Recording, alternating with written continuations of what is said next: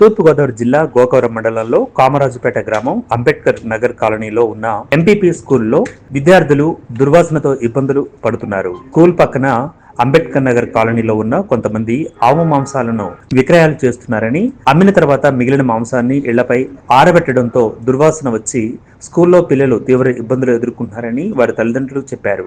మాంసం ఎముకలను కాకులు స్కూల్లో పడవేస్తూ ఉండడంతో పిల్లలు ఉపాధ్యాయులు ఇబ్బందులు పడుతున్నారని అన్నారు. తల్లిదండ్రుల ఫిర్యాదు మేరకు సంబంధిత అధికారులను కలిసి స్కూల్ ప్రధాన ఉపాధ్యాయులు ఫిర్యాదు చేశారు.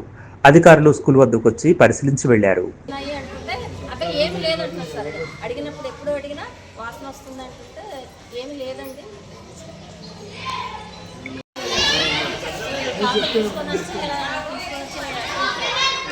నేను వెళ్ళిపోతాను స్కూల్ దగ్గర పిల్లలు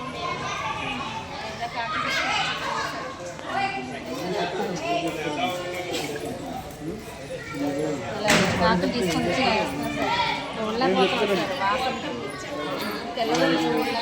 సార్. హెచ్ఎం గారు సార్. నేను ఎంపీపీ స్కూల్ ఏబిఎన్ కొత్తపల్లిలో పనిచేస్తుంది సార్.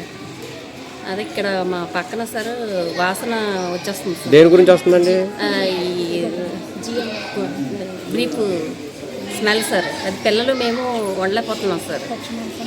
మామూలు చెప్పడం జరుగుతుంది సార్. మేము వాసన వచ్చేస్తుందమ్మా అంటుంటే ఏం లేదు అంటున్నారు సార్. ఇప్పటికి చాలాసార్లు చెప్పడం జరిగింది సార్.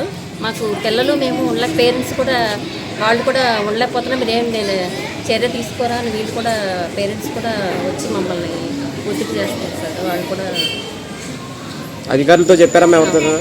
అందరికీ అప్పుడప్పుడు జరుగుతుంది సార్. చెప్పడం కూడా జరిగింది సార్. అధికారులకు వాళ్ళకి కూడా ఊళ్ళో వాళ్ళకి కూడా చెప్పడం జరిగింది సార్. మా పిల్లలు ఏంటంటే ఇంటికి వచ్చి అమ్మ మా స్కూల్లో స్మెల్ వచ్చేస్తుంది, ఆ వీట ఆరబెడుతున్నారు, మాకు వాన్సూన్స్ అయిపోతున్నాయమ్మా, నాకు కడుపులో తిట్టేస్తుంది, అనంతరం ముద్ద ఎట్టదని చెప్తున్నారండి. అది ఏంటంటే స్కూల్ మేడంగా చెప్తే మేడం కూడా మాకు ఇన్ఫామ్ చేసి ఇలా మాకు కూడా జరుగుతుందమ్మా, మేము అది చెప్పడం మాకు తెలియట్లేదు, మీరు ఒకసారి వచ్చి ఇట్లా అడగండి అని అడుగుతున్నారండి. అడిగితే మేము ఉదయం వచ్చి చూసేసరికి అక్కడ చాలా ఉన్నాయి.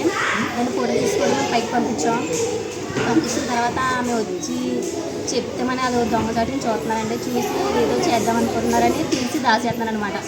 దాచేస్తుంటేనే వాళ్ళ వచ్చి చూసిన తర్వాత అవును కదమ్మా ఇంకోకి ఎందుకు చెప్పలేదని మాకు కూడా ఇన్ఫామ్ చేశారని నాకు చెప్పారు, కానీ ఎవరు పట్టించుకోవట్లేదు. అలా అని పిల్లలు ఫుడ్ తింటున్నారు కాబట్టి ఆ ఈగలు వచ్చి అన్నం వదులుతున్న తర్వాత ఆ పిల్లల హెల్త్ బాగుంటుందని, నెక్స్ట్ వాళ్ళ ఆరోగ్యం పాడవుతుంది. ఏంటంటే స్కూల్ పంపిస్తున్నాం కదా బాగానే ఉంటున్నారు తింటున్నారు అనుకుంటున్నాం, కానీ వాళ్ళ పరిస్థితి అలా ఉండదు కదా. కాబట్టి మీరు ఏదో హెల్ప్ చేయాలంటే నేను కూడా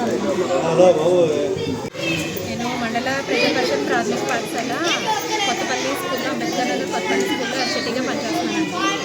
మా స్కూల్ పక్కన ఉన్న ఇంట్లో ఏంటంటే ఆవు మాంసాన్ని తీసుకొచ్చి వాళ్ళు వ్యాపారం చేసుకుంటున్నారండి. దాన్ని ఆరబెట్టి క్రమంలో ఏంటంటే చాలా బ్యాడ్ స్మెల్ అయితే చాలా ఎక్కువగా వస్తుంది. దానివల్ల పిల్లలు కానీ మేము కానీ చాలా ఇబ్బంది పడుతున్నాం.